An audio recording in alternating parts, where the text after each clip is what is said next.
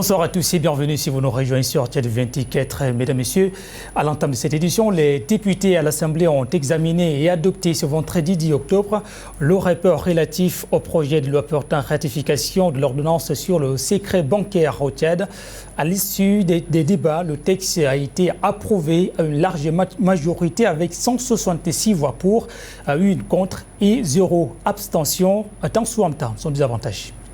Cette ordonnance vise à renforcer la confidentialité des informations détenues par les établissements bancaires et financiers tout en garantissant un meilleur encadrement juridique de la protection des données des clients. Après la présentation du rapport de la Commission des affaires économiques et financières, le secrétaire d'État aux Finances, Ali Djada Kampar, représentant son ministre des tutelles, a souligné que cette réforme s'inscrit dans la dynamique de modernisation du système financier national et dans la mise en conformité avec les standards internationaux en matière de transparence et de lutte contre le blanchiment des capitaux. Il a précisé que le secret bancaire, loin d'être un obstacle à la transparence, constitue au contraire une garantie de la vie privée économique des citoyens et des entreprises. Au cours du débat général, plusieurs députés ont salué l'initiative du gouvernement, estimant qu'elle contribuera à renforcer la confiance entre les usagers et les institutions financières. D'autres, en revanche, ont insisté sur la nécessité d'un contrôle rigoureux pour éviter que cette loi ne soit utilisée à des fins de dissimulation d'activités illégales. Face à ces préoccupations,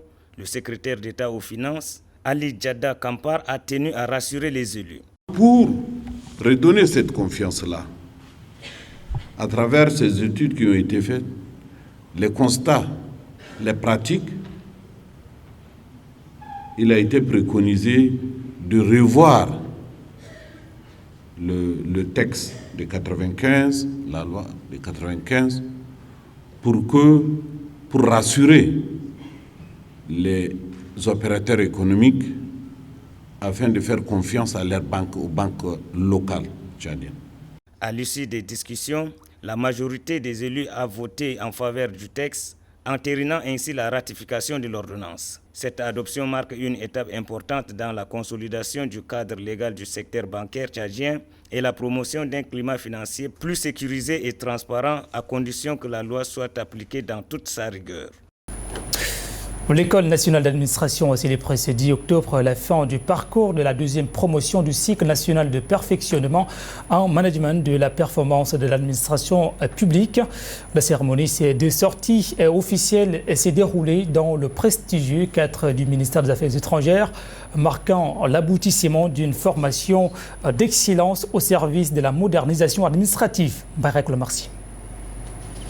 Conçu par l'École nationale d'administration du Tchad, ce cycle de formation de haut niveau vise à renforcer les compétences des cadres de l'administration en leur offrant les outils les plus modernes en matière de gestion publique. Les lauréats de cette deuxième promotion ont été sélectionnés parmi les cadres supérieurs de l'administration publique pour leur mérite et leur engagement au service de l'État. Dans son allocution, le représentant des lauréats a exprimé la gratitude du groupe à l'endroit des autorités et des formateurs. Il a également promis de mettre en pratique sur le terrain les connaissances et les compétences acquises au cours de cette formation. Le responsable de la formation, Dr Youssouf Mahamad Youssouf, a salué l'assiduité et le sérieux des auditeurs tout au long du parcours, soulignant que cette promotion illustre la volonté du Tchad de bâtir une administration performante et responsable. La discipline exemplaire, la rigueur constante et surtout l'assiduité remarquable dont vous avez fait preuve tout au long de cette formation, et cela en dépit de vos hautes fonctions et de vos lourdes charges professionnelles. Pour sa part, le directeur général de l'ENA, Mamad Borgo Hassan, a rappelé la mission fondamentale de l'institution, former des cadres compétents et imprégnés des valeurs d'éthique et du sens profond du service public. Il a encouragé les lauréats à devenir des acteurs du changement au sein de leurs structures respectives. Permanente. Notre vision de l'ENA est claire. Faire de la formation continue le moteur de l'adaptation et de l'innovation dans la fonction publique tchadienne. Chaque opportunité, chaque session, chaque cycle de perfectionnement représente une nouvelle opportunité de renforcer nos capacités collectives, d'actualiser nos compétences et de préparer nos cadres pour le défi de demain. La cérémonie s'est achevée par la remise officielle des attestations de fin de formation aux lauréats, marquant la clôture d'un parcours exigeant et le début d'une nouvelle étape dans leur carrière au sein de la fonction publique tchadienne. L'exemplarité dans le service respectif, c'est l'envie de la ministre secrétaire générale du gouvernement, Dr Hamatou Mamaterou Touin, s'adressant aux auditeurs. Ce n'est pas un slogan, ce n'est pas une culture, mais c'est des objectifs lisibles, des délais tenus, des résultats que l'on peut attester au service concret des usagers. Et si vous suivez aujourd'hui, qu'est-ce qui se passe au niveau du gouvernement, que ce soit au niveau de la présidence, la question de suivi, la question de performance, la question de délai, la question des résultats sont au cœur de la gestion des services publics dans notre pays. Du coup, ce que vous êtes en train de faire, je suis sûre que va aider et renforcer notre administration publique et va aider bien évidemment le gouvernement dans la mise en œuvre de sa politique publique, quel que soit votre niveau d'exécution ou de contribution. Et là, je voudrais bien évidemment dire, mesdames et messieurs, que nos chantiers nationaux avancent. Ils ont besoin des femmes et des hommes qui tiennent un cap, qui gardent le sens du résultat, de la dignité et de la mesure. Vous en faites partie. Le lycée Mikoussi a organisé ce matin une cérémonie de remise de bourse pour célébrer les lauréats admis au baccalauréat de la session 2025. Cet événement s'est déroulé dans l'enceinte du lycée Mikoussi de Goudi. Mohamed Brahim pour les détails. 17 bacheliers ont été retenus pour bénéficier d'une bourse d'excellence, une initiative du lycée Mikoussi visant à récompenser les mérites et encourager l'excellence académique. Cette réussite, fruit d'un travail assidu, a suscité la fierté du proviseur du lycée, Mbaïsem Anissé, qui a salué les efforts conjoints des élèves, des enseignants et des parents. Chers lauréats, vous êtes aujourd'hui l'objet de notre fierté. Désormais les ambassadeurs de l'esprit Mikoussi. Je dis bien désormais les ambassadeurs de l'esprit Mikoussi. Un esprit d'audace, de rigueur, de curiosité et d'excellence. Nous vous exhortons à faire bon usage de cette confiance placée en vous. Que cette bourse ne soit pas seulement un appui matériel, mais surtout un moteur moral, un appel à donner le meilleur de vous-même. Présent à la cérémonie, Mbayo Bedo Honoré, représentant du président du conseil d'administration de l'université Mikoussi, a pour sa part adressé ses félicitations aux lauréats avant de remercier les enseignants et les parents pour leur soutien constant. Il a également exhorté les bénéficiaires à faire preuve d'exemplarité dans la poursuite de leurs études, aussi au Tchad qu'à l'étranger. Profitez de cette bourse qu'on vous offre afin de faire rayonner le nom de l'université Mikoussi partout où vous vous trouverez. Vous êtes désormais les ambassadeurs éclairés de l'université Mikoussi. C'est au vu de vos efforts fournis durant vos cursus inférieurs qui vous ont octroyé aujourd'hui ces bourses. Donc nous vous prions de faire bon usage de cette bourse afin que le nom de l'université Mikoussi retentisse partout ici au Tchad et même dans l'Afrique. Très émus, les bénéficiaires ont exprimé leur gratitude aux responsables du complexe Mikoussi pour leur engagement à faire de cet établissement un modèle d'excellence éducative. La coalition Fils du Tchad a organisé ce jeudi 9 octobre une cérémonie marquant sa rentrée ainsi que le lancement officiel de son plan d'action triennal 2025-2028. Objectif, renforcer la visibilité des actions de la société civile en faveur du développement durable au Tchad. Dès la Nathalie, nous en dit davantage.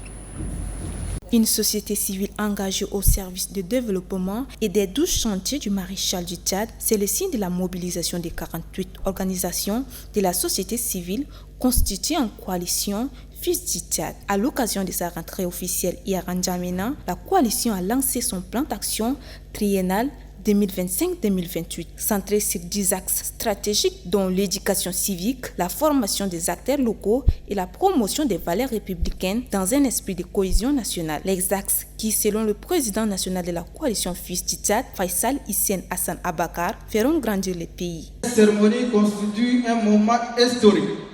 Elle marque non seulement la continuité de notre engagement citoyen aux côtés de l'État, mais aussi notre volonté collective de servir le Tchad et les Tchadiens dans un esprit de dialogue, de paix et de progrès, et de montrer avec force qu'une société civile organisée, responsable et unie peut être un levier puissant, capable d'accompagner la vision de l'État et de concrétiser les aspirations profondes et légitime de notre peuple. Cette cérémonie a été marquée par un moment fort qui est la signature officielle d'une résolution de soutien de 340 organisations de la société civile à l'initiative parlementaire de révision technique de la Constitution. La Société nationale d'électricité SNE laisse la main à Tchad Elect pour la production et la distribution de l'énergie électrique. Ce vendredi, le ministre de l'Eau et de l'Énergie, Passalé Kanabé Marcellin, a procédé à l'installation d'une nouvelle équipe dirigeante. Le ministre a appelé à la mise en œuvre des réformes de transformation. Jessica Feringa. C'est par la lecture du décret de nomination que la cérémonie d'installation des directeurs généraux de la Tchadienne d'électricité, Saleh Ben Aliki et Gandala André, respectivement directeur général et directeur général adjoint, a débuté. Lors de cette cérémonie, le directeur général de la Tchadienne d'électricité, Saleh Ben Aliki, a exprimé sa gratitude envers les autorités pour la confiance qu'ils lui ont accordée. Il a également promis de travailler à l'amélioration de la qualité des services fournis par la société. Il a appelé ses collaborateurs à faire preuve de sens du devoir, soulignant qu'il n'y a pas de place pour la mauvaise gouvernance. Avec la Tchadelec, la nonchalance et les compétences n'auront plus leur place. Avec la Tchadelec, la mauvaise gouvernance aussi n'aura plus sa place. Parce que maintenant, les sociétés d'État sont encadrées et régies par une loi sur la bonne gouvernance. Après la signature des procès-verbaux de prise de service, le ministre de l'Eau et de l'Énergie, Passalé Kanabé Marcellin, a déclaré que malgré les avancées réalisées dans le secteur, des défis subsistent. Les défis restent immenses. Production insuffisante, réseau vétuste et insuffisant, pertes techniques élevées, difficultés financières chroniques et attentes légitimes de nos populations. Bien que Tchadelec hérite d'un secteur en transition, mais il est aussi investi d'un mandat clair. Il invite les responsables à adopter un leadership exemplaire dans un esprit de service public élevé, tout en soulignant l'importance de la rigueur et de la transparence dans la gestion pour le bien-être de la population. Mettez-vous résolument au travail et avec une autre mentalité et engagement parce que c'est Tchadelec. En renvoyant les responsables à leurs fonctions, le gouvernement, par l'intermédiaire du ministre de l'Eau et de l'Énergie, Passalé Kanabé Marcellin, attend des résultats concrets dans la mise en œuvre du programme politique du chef de l'État. La Poste au Tchad vers la digitalisation. Hier, à l'occasion de la journée mondiale de Poste, le directeur général de la Société tchadienne des Postes et de l'Épargne, Mamad Alamine Bourmatrey, a parlé d'une adaptation asymétrique à l'évolution numérique. Nous voudrions être au cœur de la digitalisation et demain, à travers les services financiers que nous voudrions mettre en place dans son ensemble, nous voudrions faire en sorte que lorsque vous allez chez le boulanger acheter votre pain, vous le payez avec votre téléphone. Il a son compte, vous avez votre compte et le transfert se fait facilement. Les services financiers, surtout la banque, a aussi pour rôle de bancariser. Parce que au niveau du territoire national, si on voit les chiffres, la population tchadienne est bancarisée à autour entre 15, 20, 25%. En deçà des autres pays de la sous-région. Nous voudrions faire en sorte que par cette facilité, et par des facilités qu'on compte mettre en place pour la banque et autres, bancariser les Tchadiens. Il y a de l'argent thésaurisé qui ne sert à rien. Il faut le mettre dans les circuits économiques. Et comme ça impulse même l'économie. Ça, c'est le côté services financiers. Le deuxième axe concerne la relance des services postaux. Vous avez dit tout à l'heure, et le ministre l'a dit dans son discours, que le temps d'écrire une lettre comme par le passé, comme celle-là, écrire, timbrer, envoyer, est révolu. Nous sommes en plein dans le monde de l'évolution technologique. Et pour cette évolution technologique, il faut s'adapter.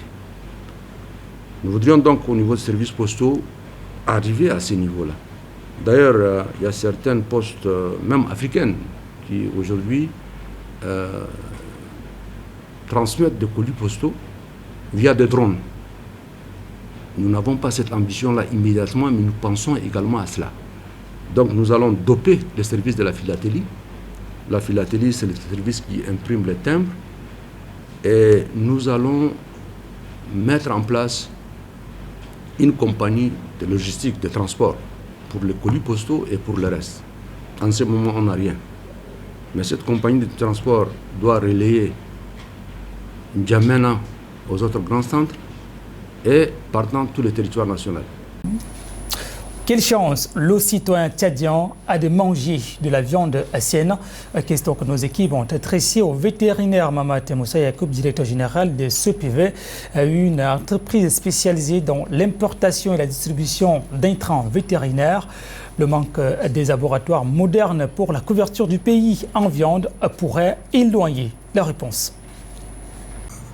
Pour parler des inspections de viande, il faut parler des abattoirs modernes.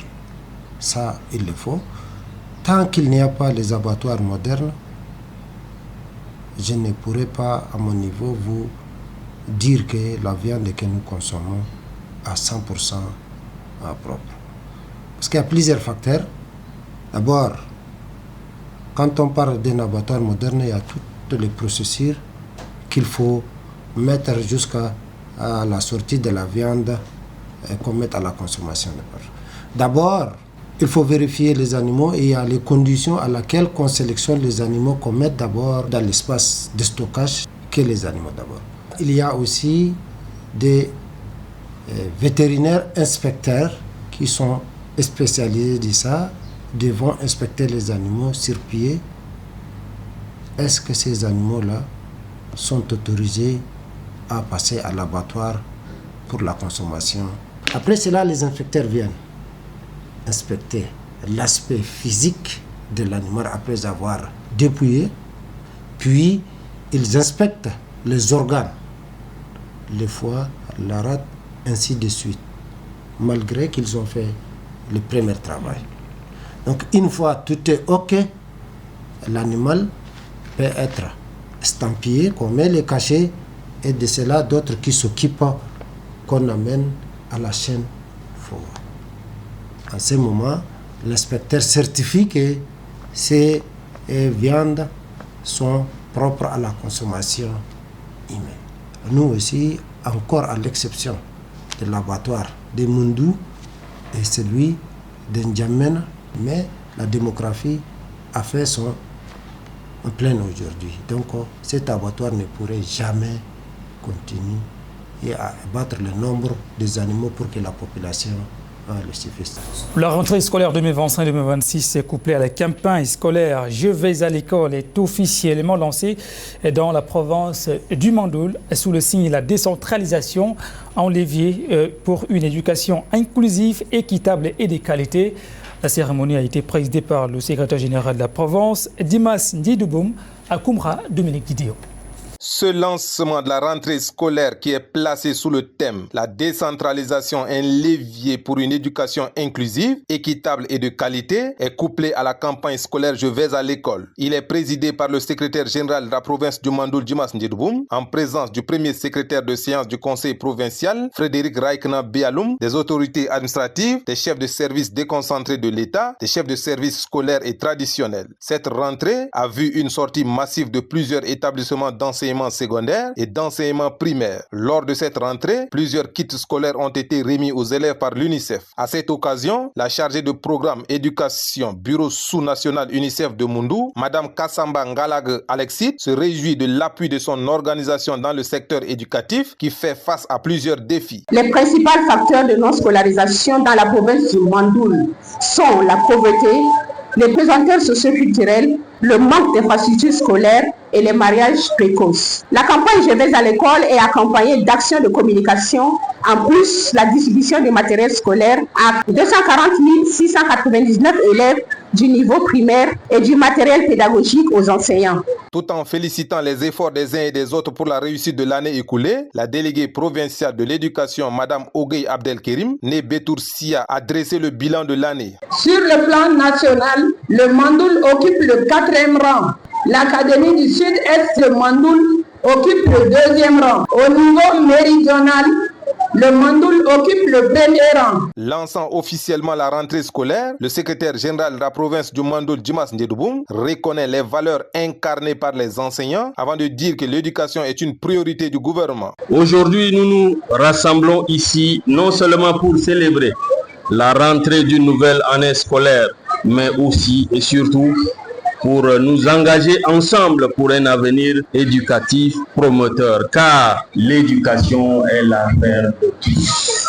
Une pièce théâtrale a été jouée par le groupe La Voix des Sans-Voix, mettant en lumière les maux qui minent l'éducation, notamment l'alcoolisme, le phénomène d'enfants bouviers, le mariage d'enfants, les pratiques traditionnelles néfastes et autres. En résumé de l'actualité internationale, la nouvelle composition du premier gouvernement de la Ve République au Togo, l'inculpation de la procureure générale de l'État de New York dans une affaire de fraude et de la forte mobilisation du parti RDPC à l'approche des élections présidentielles du 12 octobre au Cameroun, à Seniseka.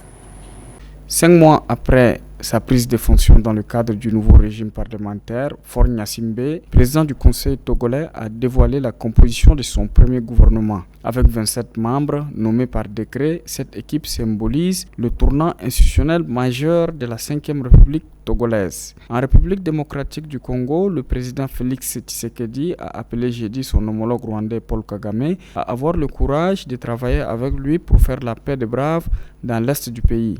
Une invitation rejetée comme une comédie politique ridicule par Kigali. À quelques jours des élections présidentielles du 12 octobre 2025, les états-majors politiques multiplient les efforts de mobilisation sur le terrain. Dans la région du Sud, considérée comme un bastion électoral stratégique, les équipes affinent leur stratégie pour séduire un électorat clé. À Moyo-Messala, dans le Dia et le Beau, le RDPC peaufine son dispositif pour garantir un large soutien à son candidat Paul Biya. Aux États-Unis, la procureure générale de l'État de New York, Laetitia James, qui avait obtenu sa condamnation en 2024 dans une vaste affaire de fraude, a été inculpée jeudi. Depuis plusieurs semaines, Donald Trump met la pression sur son ministère de la Justice pour obtenir des poursuites contre certains de ses adversaires politiques. Et Laetitia James en est une des premiers plans. Elle est à l'origine des poursuites pour fraude lancées contre lui et ses 2 fils Donald et Eric J.R. C'est la fin de cette édition. Merci à tous de l'avoir suivi.